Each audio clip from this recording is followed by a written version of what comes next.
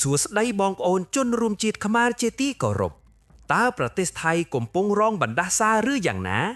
គ្រាន់តែឈានចូលរដូវក្តីភ្លៀងមហាព្យុះបិសាចបានបោកបក់ហែកដំបូលផ្ទះនិងពហុកីឡដ្ឋានតម្លៃរាប់លានហោះខ្ចាត់ខ្ចាយកណ្ដាលអាកាសមិនទាន់អស់ទេអណ្ដាតភ្លឹងបានឆាបឆេះរថយន្តទំនើបនិងសាលារៀនពីរកន្លែងព្រមគ្នាកណ្ដាលអាត្រៀតតែអ្វីដែលធ្វើឲ្យយើងហួសចិត្តបំផុតនោះគឺប្រទេសដែលអួតថាខ្លាំងបែរជាទុកឲ្យប្រសំកាន់កានដើរទិញប្រេងម៉ាស៊ូតមកដុតសពអ្នកស្រឹកទៅវិញតើមានរឿងអ្វីលាក់កំបាំងនៅពីក្រោយវិបត្តិដ៏រន្ធត់យ៉ាងនេះសូមទាញកៅអីអង្គុយឲ្យជាប់ថ្ងៃនេះខ្ញុំបាទនឹងវគ្គកាត់ការពិតជូនបងប្អូនអើយបាននិយាយពីរឿងគ្រោះធម្មជាតិវិញគឺពិតជាកាចសាហាវឥតលាក់លៀមតល់តែសោះគ្រាន់តែឈានចូលដល់រដូវក្តៅភ្លៀងឥទ្ធិពលនៃមហាព្យុះរដូវក្តៅបានវាយលុកប្រទេសថៃជាបន្តបន្ទាប់ធ្វើឲ្យប្រជាពលរដ្ឋភ័យស្លង់ស្លោរកកម្លាំងពួនសឹងតែមិនទាន់នៅឯខេត្តឧត្តរឌ្ឍមេឃងងឹតស្លុបភ្លាមកម្លាំងខ្យល់កន្ត្រាក់បានបោកបក់មកយ៉ាងកម្រោលសំឡេងបន្លឺឡើងគួរឲ្យព្រឺសម្បុរដោយគេហែកមេឃខ្យល់បានឆក់ហែកយកដំបូលសង្កសីផ្ទះឈើធំរបស់ប្រជាជនទាំងផ្ទាំងរបើកហោះបាត់អស់រលីងសល់ត្រឹមតែគ្រោងឆ្អឹងកណ្ដាលវាលលាតត្រដាងទ្រព្យសម្បត្តិឲ្យទៅទឹកជោកចាមដោយទឹកភ្លៀងអ្វីដែលគួរឲ្យញាក់សាច់បំផុតនោះគឺរោងដំបូលដែកដ៏ធំសម្បើមួយត្រូវបានខ្យល់គាស់រំលឿងរបើកចេញពីសសរបោកដួលគ្រៀងមកដល់ដីសង្កត់រថយន្តខ្ទេចចំណែកនៅឯខេត្តនងប៊ូឡំភូឯណោះវិញកំហឹងព្យុះកាន់តែសាហាវសូម្បីតែពហុកីឡដ្ឋានកណ្ដាលប្រចាំខេត្តតម្លៃរាប់លានក៏ត្រូវវិនាសខ្ទេចខ្ទីត្រឹមមួយយប់ដោយដំបូលរបើកហោះខ្ចាត់ខ្ចាយរីឯសសរភ្លើងស្តុបយ៉ាក់ដ៏ធំក៏ត្រូវខ្យល់បោកបំបាក់រលំដេកដីដោយគេកាច់ដើមត្រកួនយ៉ាងអញ្ចឹងប៉ុន្តែទិដ្ឋភាពដែលគួរឲ្យសង្វេគនិងហួសចិត្តបំផុតនោះគឺពេលដែលអាជ្ញាធរចុះចែកថវិកាសង្គ្រោះបន្ទាន់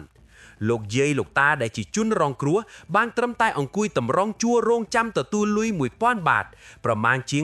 $28អាមេរិកទាំងទឹកមុខស្រប៉ាប់ស្រពោននិងដកដង្ហើមធំតើទឹកប្រាក់ត្រឹម$28នេះអាចយកទៅទិញឈើទិញសង្កសីជួសជុលផ្ទះដែលខូចខាតអស់ជាង$30,000បាតប្រមាណ$850យ៉ាងដូចម្ដេចទើបងប្អូននេះហើយជាបន្ទុកបំណុលដ៏ធ្ងន់ធ្ងរដែលសង្កត់កប្រជាជនថ្នាក់ក្រោមងាកចេញពីខ្យល់ព្យុះ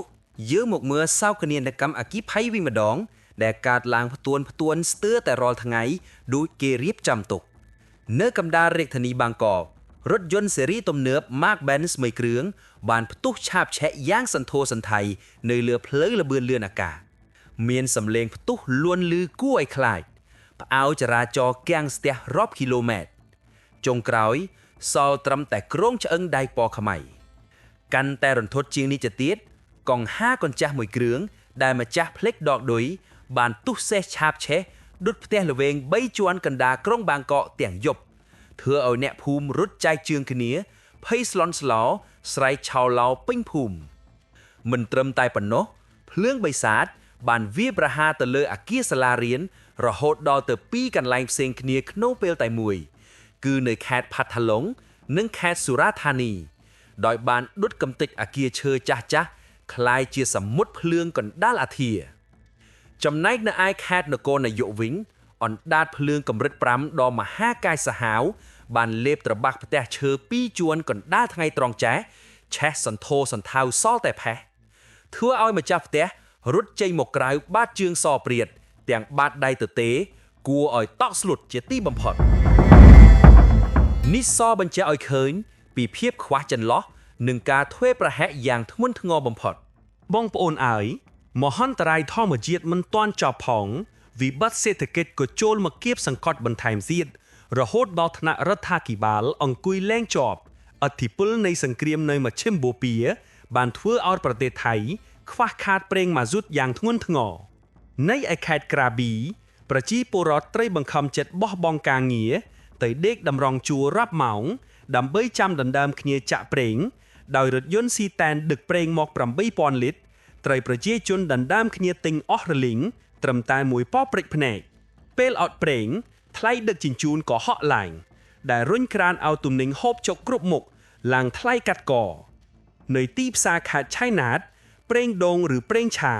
បានឡើងថ្លៃរហូតដល់50 បាត ប្រមាណ $1.5 ក្នុងមួយដបเพื่อឲ្យស្រីលក់មន់បំពងតាមចិញ្ចាមផ្លៃយំអបទ្រូងត្អូញត្អែថាបានទុនឡើងកប់ពពកតែគាត់មិនហ៊ានដំឡើងថ្លៃលក់ចេញព្រោះខ្លាចបាត់មួយបានត្រឹមតែអង្គុយលក់ខាតចំណេញហួតហែងស្ទើរតែបាត់តូបទៅហើយអ្វីដែលគួរឲ្យហួសចិត្តនិងនឹកស្មានមិនដល់បំផុតនោះគឺវិបត្តិអត់ប្រេងនេះបានសង្កត់កដល់សូម្បីតែព្រះសង្ឃនៅខាតភីចិត្តព្រះចៅអធិការវត្តមួយអង្គត្រូវកាន់កានចរដើររាប់គីឡូដើម្បីស្វែងរកទិញប្រេងម៉ាស៊ូតយកមកចាក់ឡដុតសពញោម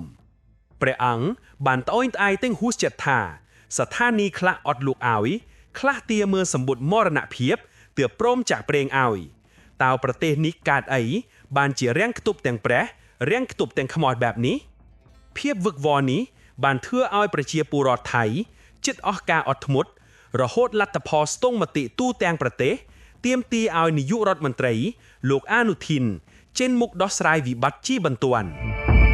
ស្របពេលដែលប្រទេសកំពុងវឹកវរគ្រូថ្នាំងដ៏គួរឲ្យព្រឺសម្បុរក៏បានឆក់យកអាយុជីវិតនិងទ្រព្យសម្បត្តិប្រជាជនជាបន្តបន្ទាប់នៅខេត្តភូកេតរថយន្តដឹកទឹកខ្នាតធំមួយគ្រឿងបានដាច់ហ្វ្រាំងពេលបើកចុះចំណោទស្ពានយ៉ាងលឿនហើយជ្រុលទៅបុកកំទេចតូបលូកដូរនិងរថយន្តរបស់អ្នកភូមិខ្ទេចខ្ទីគ្មានសល់ធ្វើឲ្យប្រជាជនរត់ចែកជើងគ្នាស្ទើរដាច់ខ្យល់កាន់តែក្ដុកក្ដួលនិងស្រក់ទឹកភ្នែកជាងនេះទៅទៀតនៅខេត្តភូកេតដដែលនេះក្រោយពីមានការបាត់ខ្លួនយ៉ាងអាថ៌កំបាំងរបស់អ្នកគ្រូបង្រៀនវ័យ25ឆ្នាំដ៏ស្រស់ស្អាតម្នាក់អស់រយៈពេល6ថ្ងៃដោយបន្សល់ទុកតែម៉ូតូលើស្ពានសារ៉ាស៊ីនទីបំផុតក្តីសង្ឃឹមត្រូវរលាយសូន្យពេលដែលក្រុមសង្គ្រោះបានរកឃើញសាកសពអ្នកគ្រូអណ្ដែតកណ្ដាលសមុទ្រហេតុការណ៍នេះបានធ្វើឲ្យមហាជននិងសិស្សានុសិស្សយំសោកបោកខ្លួនអាណិតអាសូរនិងសោកស្ដាយធនធានមនុស្សដ៏ឆ្នើមរូបនេះជាទីបំផុតបងប្អូនប្រជាពលរដ្ឋខ្មែរជាទីគោរពក្រោយពីបានទស្សនានៅព្រឹត្តិការណ៍វឹកវរទាំងអស់នេះតើបងប្អូនមានអារម្មណ៍យ៉ាងណាដែរសម្រាប់ខ្ញុំបាទអ្វីដែលកំពុងកើតឡើងនៅប្រទេសជិតខាងយើងមួយនេះវាមិនមែនជារឿងចៃដន្យវាមិនមែនជាគ្រោះថ្នាក់ដាច់ដោយឡែកពីគ្នានោះទេប៉ុន្តែវាគឺជារលកនៃវិបត្តិខ្សែសង្វាក់ដែលកំពុងតែវាយប្រហារបោកបក់កោះរំលើងឫសគល់សេដ្ឋកិច្ចនិងសង្គមថៃឲ្យខ្ទេចខ្ទីវិបត្តិសេដ្ឋកិច្ចនិងការបរាជ័យនៃការគ្រប់គ្រងថាមពលបងប្អូនសាកគិតមើលចុះត្រឹមតែរឿងខ្វះប្រេងម៉ាស៊ូតមួយមុខសោះវាបានបង្កើតជាមហន្តរាយប៉ុណ្ណាទៅហើយរដ្ឋាភិបាលបានត្រឹមតែឈរមើលប្រជាពលរដ្ឋខ្លួនឯងបោះបង់ការងារទៅដេកតម្រង់ជួររាប់ម៉ោងដើម្បីដណ្ដើមប្រេងពេលប្រេងឡើងថ្លៃវាបានកាត់ផ្ដាច់សរសៃឈាមសេដ្ឋកិច្ចរបស់ពាណិជ្ជករខ្នាតតូចដូចជាស្រីលក់មាន់បំពងជាដើមដែលត្រូវខំមាត់ទិញប្រេងឆាមួយយួរតម្លៃជាង$13អ្វីដែលអាម៉ាស់បំផុតគឺប្រព័ន្ធគ្រប់គ្រងទុនខ្សោយរហូតដល់ព្រះសង្ឃត្រូវកាន់កានទៅទិញប្រេងដុតសពនេះបង្ហាញថារដ្ឋគ្មានផែនការបម្រុងសង្គ្រោះប្រជាជន